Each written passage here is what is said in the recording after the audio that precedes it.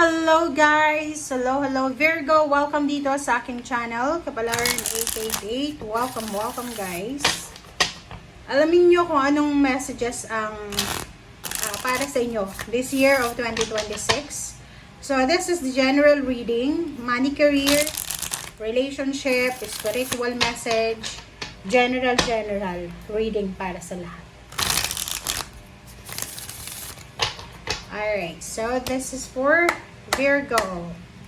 Okay, Virgo. Okay, King of Wands. This is about job. 2026.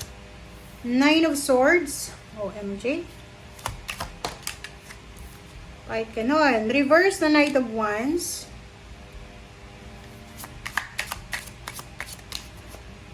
And Death card. And Hermit. OMG. Virgo, makinig ka. Ang focus mo sa usaping salapi this year is pera. Trabaho talaga. Kung makikita mo dito, there's a King of Wands. So, this is about job. This is about the source of income mo. This is about money. Okay?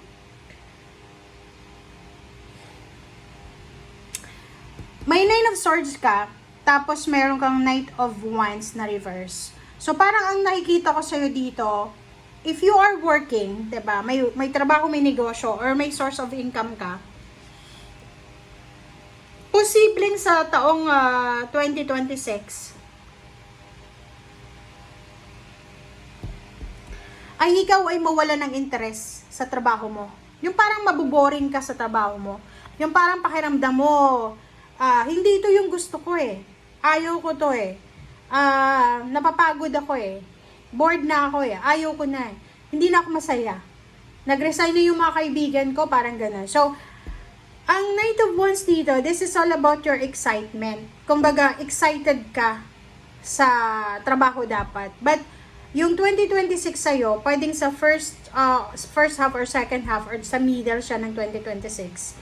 Sinasabi ng baraha sa'yo dito na possible ka na mag-resign kasi hindi ka na masaya, or pwede din ikaw na ma-lay off kasi may death card dito. This is transformation. So, it's either magre-resign ka kasi hindi ka na masaya, or pwedeng ikaw ay may-lay off, mata-terminate kasi hindi mo ginawa yung trabaho mo. And Hermit, sinasabi ng baraha dito na maybe yung iba sa inyo dyan ay makakapag-isip na magpahinga na lang for 1 year or maybe half year or kung ano man or kung ilang buwan man yan na plano mong pagpapahinga.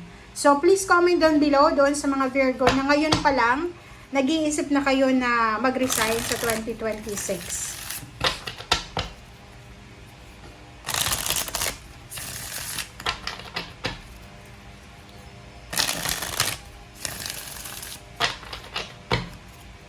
Okay, so for love life, tingnan natin. There are too many obstacles and blockages. OMG. So, sinasabi ng baraha sa'yo dito, in terms of relationship naman, may mga Virgo dito na possible kayong maka-experience ng mga problema. Pwedeng magkaroon ng problema, pwedeng magkaroon ng blockages, obstacles, problems, anything na hindi maganda sa love life. Okay? But, yung obstacles and challenges na yan, after niyang matapos yan, by the end of the year, magiging maayos din ang lahat. Alright.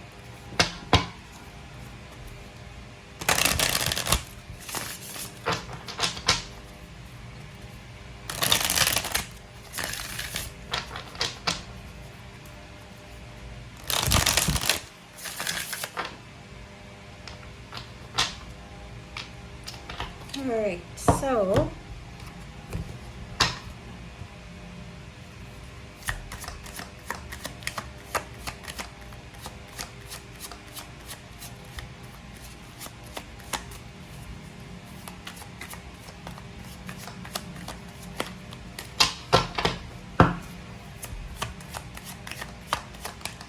okay, Two of Swords. Yun, sinasabi ng baraha na yun, yung magre-resign, yung nagpaplanong mag-resign, mag-AWOL, pag-isipan yung mabuti. Kailangan yung pag-isipan ng mabuti. Alright. Emperor, the World card. So, sinasabi ng baraha sa'yo dito, merong, kumbaga, idea, inspiration. Meron kang idea and inspiration na maghanap ng relationship sa ibang bansa or ibang lahi. Or meron ka din na idea na maghanap ng trabaho sa ibang bansa. Okay? Please comment down below.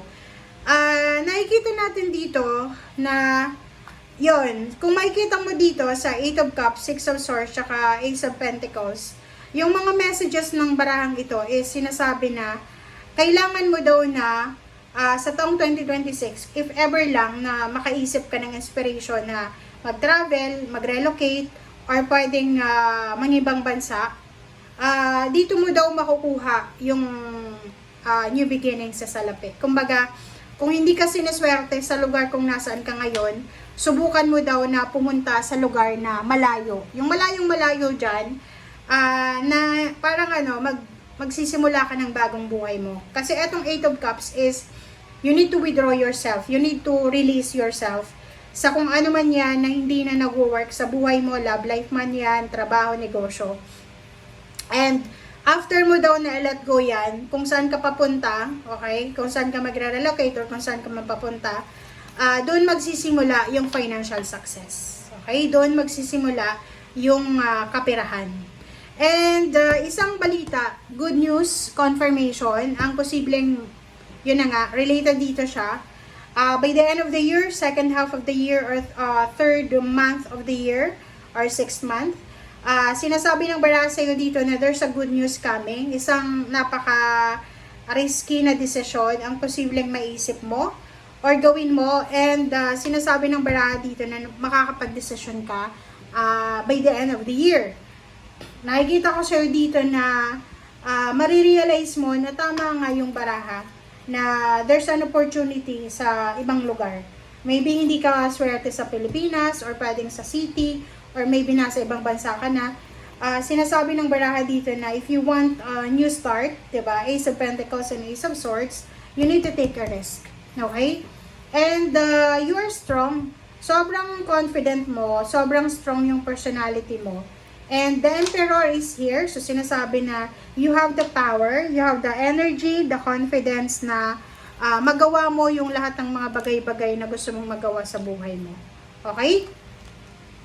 So, yan guys, ang message, confirmation para sa lahat ng mga Virgo. I hope na makaresonate kayo dito guys. Small message lang ito na lumabas para sa inyo. Thank you. Bye!